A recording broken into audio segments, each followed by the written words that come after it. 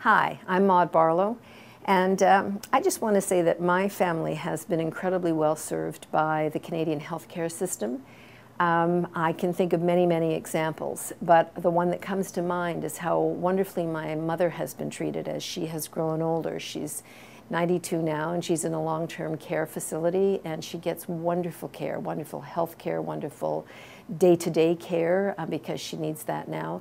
When she was 87, she had breast cancer surgery and was treated just wonderfully. We never, of course, saw a bill for anything, including ambulances and all of the post-care that she needed.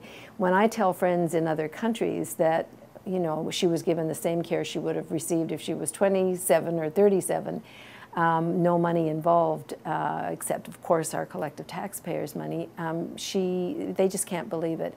So I just want to say really strongly that other people who came before us fought really hard to establish this healthcare system, this public insurance, this healthcare for all in our country.